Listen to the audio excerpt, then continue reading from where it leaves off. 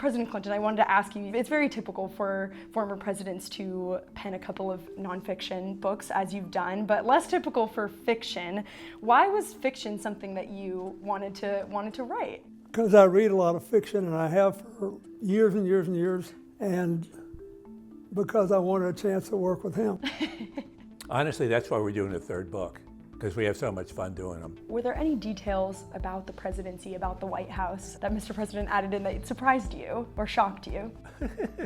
Well, I mean, a lot of little things, like I might set a scene and he'd go, it can't happen in that room. That room is so small. There's not room for 3 people in that room. Or, there's a lot of stuff like that. Anytime it pops up, well, the Secret Service wouldn't act like that. They would act like this. I mean, a lot of the thriller writers that we all like, they just make stuff up.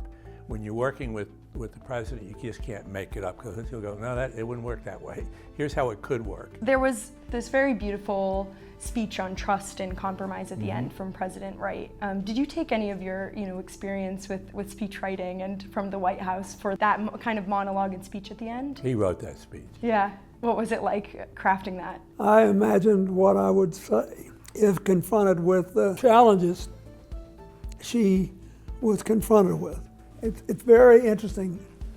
If you really want to change something, people like to hear about it in speeches and imagine it, but it almost always requires a mind-numbing, detail-ridden piece of legislation. I tried to figure out how to sell it in the speech and describe how complicated the legislation would be without just putting people to sleep. This is the unique experience of having an author who has that very intimate experience in the White House. Are there any other Clinton White House signature details that made it into the book? Well, you got a relationship with the man and woman, and at one point, obviously, it would have been possible for President Clinton to be the first gentleman. Right.